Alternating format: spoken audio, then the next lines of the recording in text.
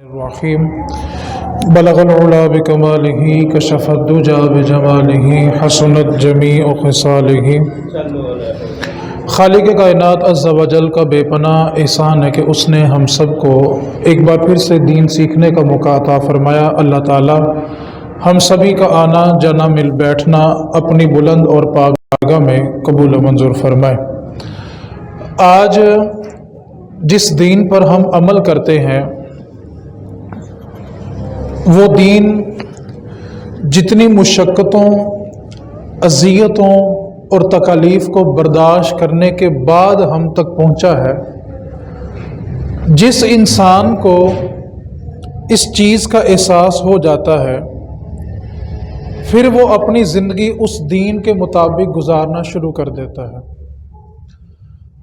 اس واسطے آپ جب تک کسی کو بتائیں گے نہیں تو پھر آپ تب تک اس سے شکوہ بھی نہیں کر سکتے، کیونکہ جس کو ادب سکھایا جائے اگر وہ بے ادبی کرے تو اس کو بے ادب کہتے ہیں، جس کو ادب سکھایا نہیں ہے اگر وہ بے ادبی کرے تو وہ بے ادب نہیں ہے۔ کیوں؟ کہ اس کو بڑوں نے سکھایا ہی نہیں تھا۔ تو بعض اوقات سکھانے والوں میں، سمجھانے والوں میں کچھ کمی کوتاہی رہ جاتی ہے، جس کی وجہ سے پیغام اگلی نسل تک صحیح طریقے سے نہیں پہنچتا۔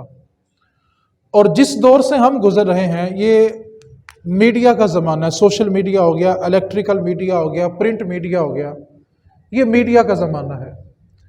اس وقت جو ذخیرہ جمع کیا جا رہا ہے وہ قیامت تک کے لیے محفوظ ہے۔ آج سے جو 100 سال بعد آئیں گے تو وہ ایک بٹن دبا کے چیک کر سکیں گے کہ 100 سال پہلے اس زمین پہ کیا کچھ ہوا تھا۔ اس واسطے ایک ایک لفظ بڑا حساس ہوتا ہے۔ آپ سمجھتے ہیں کہ میں نے اپنا ما فی الضمیر بیان کر دیا، لیکن آپ نہیں جانتے کہ آپ کا ایک لفظ ہو سکتا ہے آنے والی نسل کا عقیدہ بگاڑ دے۔ آپ نے جو جملہ بولا ہو سکتا ہے کہ آنے والی نسل اس کو صحیح سمجھ نہ سکے۔ اس واسطے منبر اور محراب اس کی ذمہ داری یہ ہوتی ہے کہ وہ ایک ایک لفظ کا چناؤ اس طرح کریں کہ اگر اس کا جملہ 100 سال بعد بھی سنا جائے تو وہ یہی سمجھیں کہ یہ آج کے دور میں اور ہمارے لیے ہے۔ عالم اس کو کہتے ہیں کہ جس کی بات 50 سال بعد بھی سنی جائے تو لوگ کہیں یار لگتا ہے کہ آج کے حالات دیکھ کر یہ بندہ 50 سال پہلے باتیں کر رہا تھا۔ ہم آج کسی کا پرانا بیان سنتے ہیں تو بعض اوقات ہم کہتے ہیں یار یہ ساری باتیں آج سے 30 سال پہلے اس نے کہی تھی لیکن آج ساری پوری ہو گئی ہیں۔ تو عالم وہ نہیں ہوتا جو کتاب پڑھ کر آئے اور یہاں کھڑا ہو کے بیٹھ کر رٹا لگا کے سنا دے۔ یہ کام تو مبلغ بھی کر لے گا۔ ایک بندے کو کتاب دے دیں، اس کو 24 گھنٹے دیں کہ تم نے تیاری کرنی ہے، وہ اگلے دن آ کے آپ کو کتاب سنا دے گا۔ کتاب پڑھ کے سنانا یہ عالم نہیں ہے۔ عالم وہ ہے جو آ کر بیٹھے یا کھڑا ہو اور ایک بار مجمع کو دیکھے اور پھر وہ بیان کرے جو مجمع کی ضرورت ہے، وہ عالم ہوتا ہے۔ رٹا لگانا یہ عالم نہیں ہے۔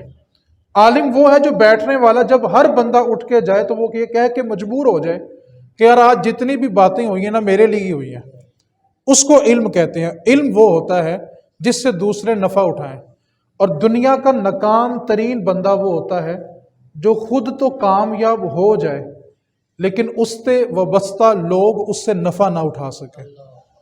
بندہ خود کامیاب ہو اور اس سے تعلق والے لوگ اگر اس سے نفع نہ اٹھا سکے تو وہ ناکام چلا گیا۔ رسول کریم صلی اللہ علیہ وسلم نے جو دین ہم تک پہنچایا وہ کتنی اذیتوں، کتنی مشکلوں اور کتنی تکالیف کو برداشت کرنے کے بعد پہنچا ہے۔ آج اگر امتی کو احساس ہو جائے، صرف احساس بیدار ہونے کا مرحلہ ہے، تو وہ آئندہ اس دین کے مطابق چلنا شروع کر دے گا۔ رسول کریم صلی اللہ علیہ وسلم نے طائف میں جو وقت گزارا ہے، حضرت زید بن حارثہ کہتے ہیں کہ میں رسول کریم صلی اللہ علیہ وسلم کے ساتھ تھا جس وقت حضور طائف میں تبلیغ کرنے کے لیے گئے تھے، اور رسول کریم صلی اللہ علیہ وسلم پہ جب پتھر برسائے گئے اور رسول کریم صلی اللہ علیہ وسلم کے سر اقدس سے اور ہونٹوں سے اتنا خون بہا کہ جب میں نے حضور کو پینے کے لیے پانی کا پیالہ پیش کیا تو پانی کا رنگ بھی سرخ ہو گیا تھا۔ یار رسول کریم نے اپنا خون دے کے، اپنا پسینہ دے کے اس دین کی بنیاد رکھی ہے۔ آج جو بندہ اپنے خون پسینے کی کمائی سے گھر بنا لے نا، اور بچہ اس گھر کی ایک ٹائل توڑ دے تو باپ اس کو تھپڑ مارتا ہے اور کہتا تجھے احساس نہیں میرے خون پسینے کی کمائی ہے، میں نے 30 سال پردیس کاٹا ہے، دیار غیر میں رہ کے میں نے اس گھر کو تعمیر کیا ہے، تجھے قدر نہیں میرے خون پسینے کی کمائی ہے؟ تو میرے بھائی یہ دین لوارث نہیں ہے، یہ دین میرے مصطفیٰ کے خون پسینے کی کمائی ہے۔ اس دین کی بنیاد میں حضور نے خون اور پسینہ دیا ہے، حضور نے اپنے خون سے اس دین کو پانی دیا ہے، اس دین کی بنیاد میں حضور نے اپنا خون دیا ہے۔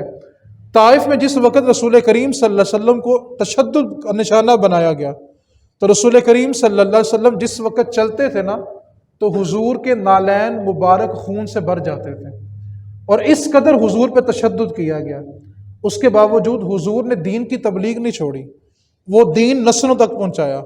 آج ہم جتنے بھی لوگ ہیں نا اپنے بارے میں سب سے بہترین ترجمان ہیں، کوئی بات ہماری ذات پر آئے تو جو ترجمانی ہم کرتے ہیں نا ہم کمال کر دیتے ہیں، ہم اپنی ذات کے بارے بہترین ترجمان ہیں، اور جب کہا جائے نا یا تو اس کو بھی نماز کا کہا کر تو جواب کیا ملتا ہے؟ یار میرے کو اتنا علم نہیں نہ ہے تا میں کہندہ نہیں گا۔ اچھا اپنی ذات کی باری ہے تو بہترین ترجمان ہے، جو ترجمانی کا حق ہم ادا کرتے ہیں کوئی کرتا ہی نہیں ہے، اور جب دین کی باری ہے کہندہ یار میرے کو اتنا علم ہی کوئی نہیں گا، تو بھائی کس نے سیکھنا تھا، کس نے کہنا تھا؟ آج یہ دین ہم تک کتنی مشقتوں کے بعد پہنچا ہے۔ آج میں چند ایک روایتیں آپ کے سامنے پیش کرتا ہوں۔ رسول کریم صلی اللہ علیہ وسلم جب غزوہ احد میں تشریف لے کے گئے تو رسول کریم صلی اللہ علیہ وسلم کے اوپر اتنے تیر برسائے گئے کہ ایک تیر حضور کے دندان مبارک کے اوپر آ کے لگا، اور دندان مبارک آپ کا شہید ہوا، اور وہ اس طرح شہید ہوا جیسے چاند کی گولائی نہیں ہوتی، پھر دانت کی گولائی ایسے بن گئی۔ رسول کریم نے اس دین کے لیے اپنے اوپر تیر بھی برداشت کیے ہیں کہ امت تک دین پہنچانا ہے، اور آج دین ہمیں جتنی سہولتوں کے ساتھ میسر ہے نا، شاید گزشتہ زمانے کی طرف نظر دوڑائیں تو شاید اتنی سہولتیں کسی دور میں میسر نہیں تھیں۔ سردی ہے تو اس کے مطابق سہولتیں ہیں، گرمی ہے تو اس کے مطابق سہولتیں ہیں۔ مسجد میں چاہے ہم 1 روپیہ نہ دیں لیکن سہولتیں پوری چاہیے ہوتی ہیں، چاہے چندہ 1 روپیہ نہ دیں لیکن اگر اللہ نہ کرے کبھی گرم پانی بند ہو جائے تو سب سے پہلے اعتراض بھی وہی بندہ کرتا ہے جس کا تعلق ہی کوئی نہیں ہوتا۔ اور اب تو کوئی مسجد بنا لے تو مسجد بنانے والے کو ٹینشن نہیں ہوتی جتنی محلے والوں کو ہوتی ہے، پتہ نہیں کتنے پیسے تو نہیں کھاندہ پیا۔ کوئی مدرسہ بنا لے تو لوگوں کو ٹینشن ہے۔ اور بھائی آپ اپنے حصے کا کام کریں، آپ چراغ جلائیں۔ بہتر تو یہ تھا شکوائے شب تاریک سے، بہتر تو یہ تھا شب شکوہ سے کہ ہم اپنے حصے کی شمع جلا جاتے۔ آپ اپنے حصے کا کام کریں۔ رسول کریم صلی اللہ علیہ وسلم کی سب سے بڑی جو صاحبزادی ہے نا ان کا نام سیدہ زینب ہے۔ میں بڑی معذرت چاہتا ہوں ممبر و محراب والوں سے بھی، آپ سے میں اگر پوچھوں کہ حضور کے نواسے اور نواسیاں کتنی تھیں تو سب کہیں گے جی امام حسن اور حسین تھے، سیدہ زینب تھی، بس 3 کے نام آتے ہیں۔ حالانکہ جو حضور کی سب سے بڑی بیٹی ہیں سیدہ زینب، ان کی جو سب سے بڑی بیٹی ہیں صحیح بخاری میں ان کے متعلق احادیث بھی ہیں، وہ حضور کی سب سے بڑی نواسی ہیں، حضرت امامہ رضی اللہ تعالی عنہا بنت زینب، یہ حضور کی سب سے بڑی نواسی ہیں۔ اب رسول کریم صلی اللہ علیہ وسلم کی سب سے بڑی صاحبزادی سیدہ زینب رضی اللہ تعالی عنہا ہے۔ توجہ کیجیے گا دین ہم تک کیسے پہنچا ہے۔ سیدہ زینب رضی اللہ تعالی عنہا آپ ہجرت کے لیے جب گھوڑے پہ سوار ہوئی، ہجرت اول کے لیے حبشہ کی طرف جو ہجرت تھی، آپ گھوڑے پہ سوار ہوئی تو ایک کافر نے آ کے آپ کے گھوڑے کو نیزہ چبو دیا، اور گھوڑا اتنی شدید تکلیف میں تھا کہ وہ تیز بھاگا، اتنا تیز بھاگا کہ سیدہ گھوڑے سے نیچے تشریف لے آئی، زمین پہ گری، اور اس وقت سیدہ کے پیٹ میں بچہ تھا، اس بچے کا انتقال ہو گیا۔ حضور نے دین اس طرح پہنچایا ہے، اور سیدہ زینب کو اس قدر تکلیف تھی اس بچے کے وصال ہونے سے کہ کچھ مہینوں کے بعد سیدہ کا وصال بھی اسی درد کی وجہ سے ہوا۔ حضور نے اپنی اولاد قربان کر کے، اور جب سیدہ کا وصال ہو گیا نا، بچے کا بھی وصال ہو گیا، سیدہ کا بھی وصال ہو گیا، اور جس بندے نے سیدہ کے گھوڑے کو نیزہ مارا تھا نا، وہ ایک دن چہرے کے اوپر نقاب ڈال کے نا فتح مکہ والے دن، جس دن مکہ فتح ہوا، حضور کی بارگاہ میں آ گیا، آ کے کہنے لگا محمد اگر کوئی بہت بڑا دشمن ہو تو کیا آج اس کو معافی مل جائے گی؟ کیونکہ حضور نے علل اعلان کہا تھا کہ آج جو جو امان مانگے گا اس کو امان ملے گا، کسی سے بدلہ نہیں لیا جائے گا۔ حالانکہ یہی وہی حرم کعبہ تھا جس میں داخل ہونے سے حضور کو روکا گیا تھا، یہ وہی حرم کعبہ تھا جس کی حضور نے چابی مانگی تھی تو حضور کو کعبے کی چابی نہیں دی گئی تھی، لیکن حضور نے جب مکے میں قدم رکھا تو اعلان کیا آج جو معافی مانگے گا علل اعلان اس کو امان ملے گا۔ اب اس نے چہرے کے اوپر نقاب ڈالا، جس نے سیدہ کے گھوڑے کو نیزہ مارا تھا، سیدہ کے بچے کو ہلاک کیا تھا، اسی تکلیف میں سیدہ کا وصال ہوا تھا۔ آ کے کہنے لگا محمد اگر کوئی بہت بڑا دشمن آ جائے تو کیا آج اس کو معافی ملے گی؟ تو حضور نے، میں قربان جاؤں حضور کی تبلیغ پہ، قربان جائیں حضور کے وفاق کے اوپر، حضور کے حوصلے کے اوپر۔ میرے نبی نے فرمایا اپنے چہرے سے نقاب اٹھا لے، بیٹیاں بولا تو نہیں کرتی لیکن تو آ گیا محمد نے تجھے بھی معاف فرما دیا ہے۔ بیٹیاں بولا نہیں کرتی، تو نقاب اتار لے، میں جانتا ہوں تو کون ہے، مجھے بیٹی بولی نہیں ہے لیکن تو کلمہ پڑھ، رب بھی تیرے سارے گناہوں کو معاف فرما دے گا۔ یار حضور نے ہم تک دین اس طرح پہنچایا۔ آج ہم مسجد کے اندر بیٹھ کے، چار دیواری کے اندر بیٹھ کے بڑی بے باکی کے ساتھ نا تبصرہ کرتے ہیں، اور تبصرہ کون کر رہا ہوتا ہے؟ جو اپنے ہی بچے کے کان میں اذان نہیں دے سکتا، جو اپنی ہی بیٹی کا نکاح خود نہیں پڑھا سکتا۔ تبصرہ وہ بندہ کر رہا ہے جو اپنے باپ کا جنازہ خود نہیں پڑھا سکتا، اور کہتا کیا ہے جب مولوی بخشے گئے تصویر بخشے جانا ہے۔ کیا کون رہا ہے؟ جس کو اپنے بیٹے کے کان کی اذان نہیں آتی، بیٹی کا نکاح نہیں آتا، باپ کا جنازہ نہیں آتا۔ اور رسول کریم نے دین کس طرح دیا؟ جہاد کا موقع آیا، حضور کی دوسری صاحبزادی حضرت رقیہ رضی اللہ تعالی عنہا عثمان غنی کے نکاح میں ہے اور شدید بخار ہے، اور حضور جانتے ہیں کہ یہ وہ بخار ہے کہ میری بیٹی اب رہے گی نہیں۔ اس کے باوجود بیٹی کے سرانے کھڑے ہوئے اور بلایا عثمان غنی کو، کہا عثمان جہاد پر یا تو جا سکتا ہے یا میں جا سکتا ہوں، اور اگر میں نہ گیا تو کہیں حوصلے پست نہ پڑ جائیں، تو میری بیٹی کا خیال رکھنا، جہاد پہ محمد خود جائے گا۔ حضور چلے گئے جہاد پہ، سگی بیٹی ہے، شدید علالت ہے، اور جانتے ہیں کہ یہ بخار موت کا سبب بنے گا، اس کے باوجود حضور نے اپنی بیٹی کو مدینے میں چھوڑا اور حضور دین کی بقا کے لیے چلے گئے۔ آج کچھ لوگوں نے دین کو مسجد کے اندر بند کر دیا۔ اگر دین صرف مسجد کے اندر ہوتا تو حضور کبھی بدر میں نہ جاتے، اگر دین صرف مسجد کے اندر ہوتا تو کبھی احد کے اندر حضور کے دندان شہید نہ ہوتے، اور خلاصہ کلام اگر دین صرف مسجد میں ہوتا تو حسین کا سر کبھی نیزے کے اوپر نہ چڑھتا۔ حضور چلے گئے، صاحبزادی کو چھوڑ دیا، اور حدیث پاک کے الفاظ ہیں جس وقت عثمان غنی اپنی زوجہ کو اور حضور کی صاحبزادی کو دفن کر کے جنت البقیع سے باہر نکل رہے تھے نا، اس وقت حضور جہاد سے واپس آ رہے تھے۔ یار حضور نے اس دین کے لیے اپنی سگی بیٹی کا جنازہ نہیں پڑھا، اپنی سگی بیٹی کے قاتلوں کو معاف کیا۔ اور ایک اور دن ہے، حضور اپنی گود میں اپنے بیٹے صاحبزادے ابراہیم علیہ السلام اور دوسری طرف امام حسین کو لے کے بیٹھے ہوئے ہیں، اور دونوں سے حضور پیار کر رہے ہیں۔ ایک طرف اپنا بیٹا ہے، ایک طرف فاطمہ کا بیٹا ہے، دونوں کو گود میں بٹھایا ہوا ہے۔ اتنے میں جبریل آتے ہیں، آ کے عرض کی آقا اللہ تعالیٰ کا حکم ہے کہ دونوں میں سے ایک کو دینا پڑے گا، جلدی سے فیصلہ کریں ابراہیم کو دینا ہے کہ حسین کو دینا ہے۔ اب میرے نبی پاک کی چشمان سے آنسو بہنے لگے، اور کبھی حسین کو دیکھیں کبھی ابراہیم کو دیکھیں۔ آج دین ہمارے لیے لوارث ہو گیا، آج صرف بے باکی صرف دین کے لیے رہ گئی۔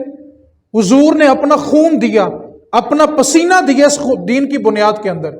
حضور کبھی ابراہیم کو دیکھیں کبھی حسین کو دیکھیں، اور آخر میں فیصلہ کیا کیا؟ جبریل نے جب دوسری بار کہا نا کہ حضور جلدی فیصلہ کریں کہ ابراہیم کو دینا ہے کہ حسین کو دینا ہے، تو نبی پاک صلی اللہ علیہ وسلم ہے جبریل اگر ابراہیم جاتا ہے تو تکلیف صرف مجھے ہوتی ہے، اور اگر حسین چلا گیا تو تکلیف میری فاطمہ کو بھی ہوگی، اور محمد اپنی تکلیف تو برداشت کر لے گا لیکن فاطمہ کی آنکھوں میں آنسو آئے یہ محمد سے کبھی برداشت نہیں ہوگا۔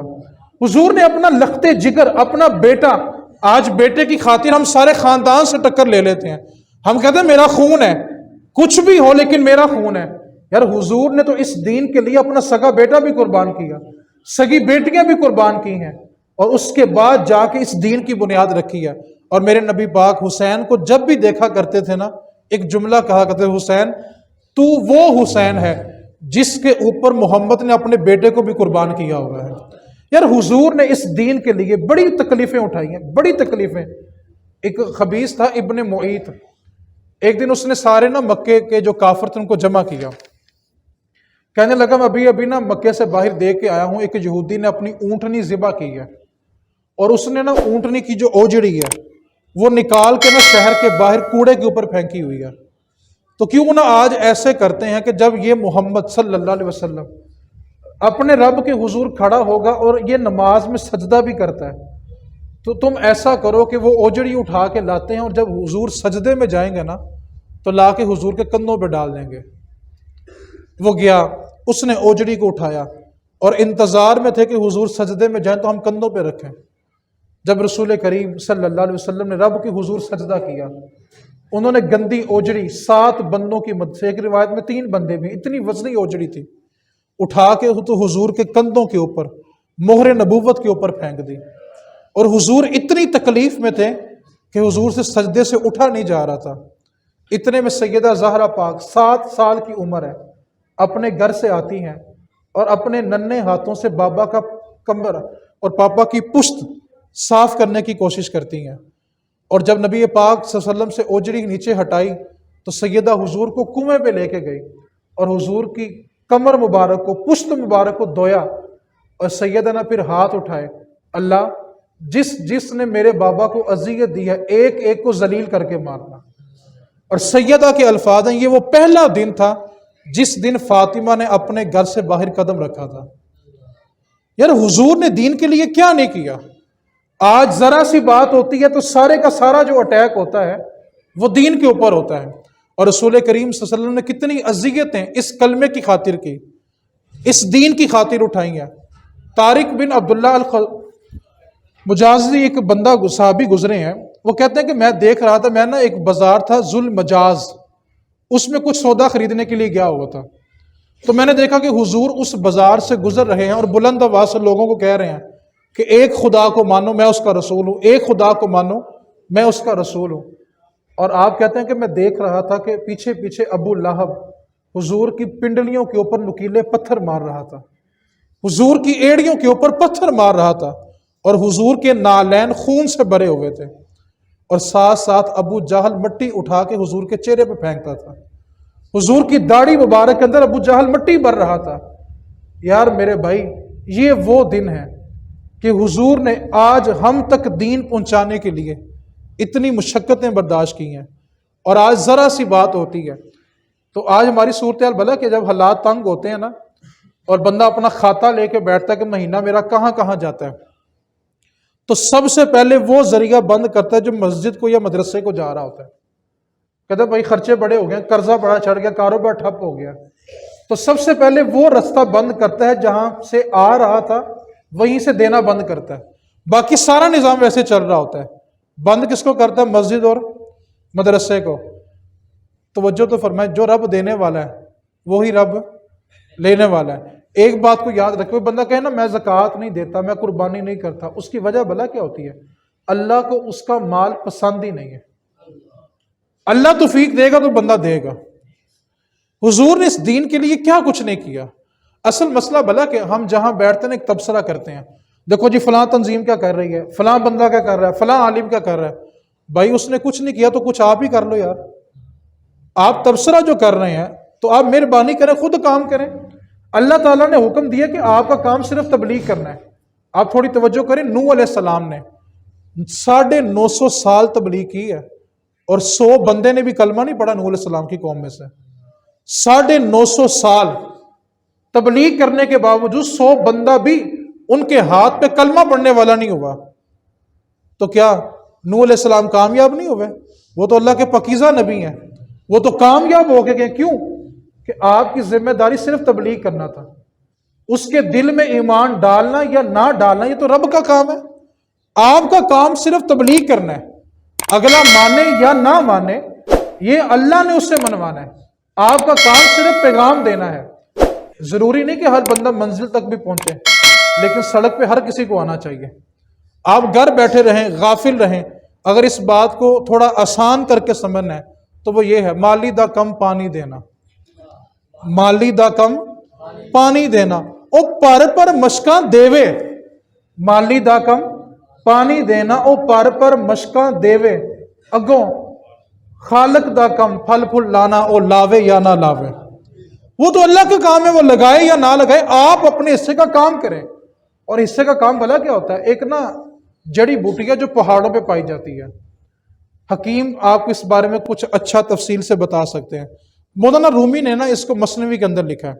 مولانا رومی کا جو کلام ہے نا اس کو فارسی کا قرآن کہا جاتا ہے۔ آپ ایک طرف قرآن رکھ لیں، ایک طرف مولانا رومی کو رکھ لیں، آپ کو گیا رومی نے جو کچھ بھی کہا قرآن دیکھ دیکھ کے کہا ہے۔ وہ نا ایک جڑی بوٹی ہے جو پہاڑوں پہ پائی جاتی ہے۔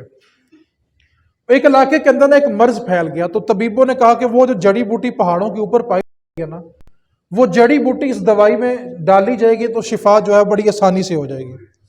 اب وہ 5-6 پہاڑ کراس کر کے 7ویں پہاڑ پہ وہ جڑی بوٹی تھی اور ساری ڈھلان تھی، جو بندہ چڑھتا سلپ ہوتا نیچے گر جاتا تھا۔ ہر بندے نے کوشش کی کہ جڑی بوٹی کو حاصل کر لے۔ اب ایک بندہ اور تھا، وہ چڑھا، اس کا پاؤں بھی سلپ ہوا، لیکن بندہ ہمت والا تھا۔ اس نے کیا کیا، سریا لیا، لوہا لیا، ہتھوڑا لیا اور پہاڑ کو توڑنا شروع کیا۔ اس نے پہلی پہاڑ کی سیڑھیاں بنائی اور کچھ سال بیت گئے۔ اس نے ایک پہاڑ کو سیڑھیاں بنا کے اگلا پہاڑ شروع کیا، اس کی سیڑھیاں بنائی، تیسرا پہاڑ شروع کیا، اس کی سیڑھیاں بنائی، چوتھا پہاڑ جب پورا کیا تو اس کی عمر 70 سال ہو گئی۔ 50 سال وہ محنت کرتا رہا پہاڑ کی سیڑھیاں بنانے کے لیے، کیونکہ پہاڑ کو توڑنا کوئی چھوٹی بات ہے۔ آج تو چلو مشینری آ گئی، اس دور کوئی آسان کام تھا۔ اب جب اس کا آخری وقت آ گیا نا تو ایک بندہ اس کو ملا، کہنے لگا تجھے کیا ملا؟ تو نے ساری زندگی اس پہاڑ کو کاٹتے ہوئے گزار دی، پہنچ تو پھر بھی نہیں سکا، تجھے کیا ملا؟ اس نے کہا ہوش کر، میں دنیا سے کامیاب ہو کے جا رہا ہوں۔ کیوں؟ اس نے کہا وہ کیسے؟ اس نے کہا وجہ یہ ہے، میں نے 4 پہاڑ کاٹے ہیں اور اس کی سیڑھیاں بنائی ہیں، میرے بعد جو آئیں گے نا وہ شروع 5ویں سے کریں گے، میرے بعد آنے والے 5ویں سے شروع کریں گے۔ ہم ابتدا تو کریں، ہم پھول تو لگائیں، پودا تو لگائیں، ہمارے بعد آنے والے اس کا نفع اٹھائیں گے۔ آپ توجہ کریں، اگر امام بخاری نے ساری حدیثیں جمع نہ کی ہوتی، ہمیں صحیح اور ضعیف کا بتایا نہ ہوتا، اسماء اور رجال پہ بحث نہ کی ہوتی، بتایا نہ ہوتا کہ کون سا راوی کمزور ہے، کس کی بات قبول کرنی ہے، کس کی بات قبول نہیں کرنی، اگر امام بخاری نے ساری محنت نہ کی ہوتی تو آج ہم نے 6 مہینے کا سفر کر کے حدیث لینے جانا تھا۔ امام بخاری نے وہ پودا لگا دیا اور کتاب بنا کے ہمارے دامن میں ڈال دی اور کہا کیا، محنت میں نے کر لی ہے، پڑھنا تمہارا کام ہے۔ اگر امام بخاری نے محنت نہ کی ہوتی تو آج ہم کہاں پہ کھڑے ہوتے؟ کیا ہمارے پاس صحیح حدیث ہوتی؟ تو بھئی پودا لگانا آپ کا کام ہے، آپ اپنے حصے کی شمع جلائیں، آپ اپنے حصے کا کام کریں۔ حضور نے بڑی اذیتیں اٹھائی ہیں اس دین کے لیے، آپ جانتے نہیں ہیں۔ آج یہاں پہ بیٹھا بیٹھا کوئی کسی کو پاگل کہہ دے تو بندہ اس کے خاندان کو اجاڑنے تک چلا جاتا ہے۔ حضور کا حوصلہ نہیں دیکھا، وہ روزانہ حضور کو نعوذ باللہ مجنون کہتے تھے، اس کے باوجود حضور نے دین نہیں چھوڑا، اس کے باوجود حضور نے دین کی تبلیغ کو ترک نہیں کیا۔ اتنی مشقتیں اٹھانے کے بعد دین ہم تک پہنچا ہو اور ہم اپنے حصے کی شمع بھی نہ جلائیں۔ آج مسئلہ بھلا کیا ہے، میں آپ کو بتاتا ہوں شمع کس طرح جلانی ہے۔ اگر آپ تھوڑی سی توجہ دیں تو ایک جملے میں بات ختم ہو سکتی ہے۔ توجہ ہے آپ حضرات کی؟ کوئی سمجھ تو نہیں آ رہی بات کی؟ آگے سمجھ کے نہیں آگے؟ چلیں بڑی توجہ سے حدیث سننی ہے۔ میں سمجھتا ہوں کہ دین کا آدھا خلاصہ کتنا اس حدیث میں موجود ہے۔ حدیث پاک کیا بڑے سادے سے لفظ ہیں۔ میرے رسول کریم صلی اللہ علیہ وسلم نے فرمایا، تم جو اپنے لیے پسند کرتے ہو اپنے بھائی کے لیے بھی۔ حدیث کیا ہے؟ جو اپنے لیے پسند کرو وہی اپنے۔ اچھا اگر یہ اصول ہم سب اپنا لیں تو کوئی 2 نمبر دوائی بیچے گا؟ کیونکہ مجھے پسند ہے تو بھائی کو بھی۔ ملاوٹ والا دودھ کیونکہ مجھے پسند نہیں تو بھائی کو۔ زمین پہ قبضہ مجھے پسند نہیں تو میرے بھائی کو۔ کارنر والے پلاٹ کے پیچھے بھائی قتل کرنا مجھے پسند نہیں تو اس کو بھی۔ تو آدھا دین اس حدیث کے اندر ہے میرے بھائی۔ ہم نہ توجہ نہیں کرتے، ہمارا بس میں نے مسئلہ بتایا بھلا کیا، ہم اپنی ذات کے بہترین ترجمان ہیں. اپنی ذات پہ بات آ جائے تو جتنا تبصرہ ہم کرتے ہیں بندہ کہتا کمال ہی ہو گئی ہے، اور دین کی بات ہو کہتے یار میرے کو علم ہی کوئی نہیں گا. تو بھائی سیکھنا کس نے تھا؟ اس لیے آپ اپنی نسل میں ایک پودا لگا جائیں. آپ تو چلے جائیں گے لیکن وہ پودا آگے کتنے پودے لگائے گا آپ کو اندازہ بھی نہیں ہے. مثال دیتا ہوں، یہاں پہ اگر ایک بندہ کوئی بھی ایسا بیٹھا ہو، ہم نہیں جانتے کہ اس کے ہاتھوں میں کتنے لوگوں کی ہدایت ہے، ہم نہیں جانتے. ہو سکتا ہے آنے والے دور میں اس کے ہاتھ پہ لوگ کلمہ بھی پڑھیں، ہو سکتا ہے اس کے ہاتھ پہ لوگ عالم بھی بنے. لیکن جس بندے نے اس کو عالم بنایا ہوگا، جس بندے نے اس کو اس رستے پہ لگایا ہوگا، میں تو ضرور ہوگا لیکن قبر جنت میں ہوگی. اس کی قبر بھی جنت میں ہوگی. کیوں کہ لگانے والا تو مالی دا کم، پھر بولیں مالی دا کم پانی دینا او پر مشکاں دیوے اگو خالق دا کم پھل پھل لانا او لاوے یا نہ. آپ تو پانی دو نا، مشکیں تو بھرو نا یار. آپ اپنی نسلوں میں سے اگر حضور کے دین سے وفاداری کرنی ہے، میں یہ نہیں کہہ رہا کہ آپ کو احتجاج کرے، کوئی ہاتھ اٹھائے، یہ تو اللہ ماشاء اللہ ہمارے نقیبوں کی ذمہ داری ہے نا ہاتھ اٹھوانا. آنے والے دو میں شاید وہ ٹانگیں بھی اٹھوا دیں، جو صورتحال آج کل چل رہی ہے. بس ہاتھ بھی ہو گیا، دل بھی ہو گیا، کلیجہ بھی ہو گیا، گردہ بھی ہو گیا، بس تھوڑی سی ٹانگیں ہی رہ گئی ہیں بندوں کی. اٹھائی نہ تو کارڈ ضرور دیں گے جو صورتحال ہو گئی ہے. مدارس کے بچے رات کو بھوکے سوئیں اور کلین شیپ والے بندے رات کو لاکھ روپیہ لے کے جا کے اپنے گھر کے اندر شیشہ پیئیں. میں ممبر پہ وہ لفظ بولنا نہیں چاہتا لیکن انشاءاللہ ان قریب بولوں گا اور آپ سنیں گے بھی انشاءاللہ. ہم نے مدارس ویران کر کے محفلوں کو آباد کیا. جو مجھے نعت خان یہ کہتے ہیں دیکھو جی حضرت حسان کی سنت ہے، آپ بڑا تلخ بولتے ہیں، مگر تجھے شرم نہیں آتی اپنے آپ کو نسبت حضرت حسان سے کرتا ہے؟ حضرت حسان صحابی رسول تھے، عالم دین تھے، باشرع تھے، سر پہ دستار تھی، 5 وقت کے نمازی تھے، دین پر عمل کرنے والے تھے. اس لیے حضور نے اپنے ممبر پہ بٹھایا اور حضور خود نیچے بیٹھے. اور نسبت تیری حضرت حسان سے بنتی ہے. وہ صحابی رسول ہوں، عالم دین ہوں، 5 وقت کے نمازی ہوں، دین کے مطابق اتباع کرنے والے ہوں، باریش ہوں، اور تو نسبت اپنی ان سے جوڑتا ہے. کہتے کیا ہیں؟ صدقہ دنیا چھڑنی پئی تے چھڑ دیاں گے پر دامن حضور دا سی چھڑنا کوئی نہیں. بندہ کہے 5,000 گھٹ کر لو، کہنا میں دامن حضور دی گل کیتی، 5,000 دی گل کوئی نہیں نہ کیتی. ہم نے تو حضور کا دامن نہیں چھوڑنا، 5,000 کی تو بات ہی کوئی نہیں ہے جی، پیسے پورے ہی لیں گے. ایک بات کو بس ایک جملے میں سمیٹنا چاہتا ہوں، انشاءاللہ اگلا جمعہ اسی پہ پڑھیں گے انشاءاللہ، زندگی رہی تو. ایک بات کو بس پلے باندھ لیں، نوٹوں کی بارش میں کبھی دین بیان نہیں ہوتا. اس بات کو پلے باندھ لیں.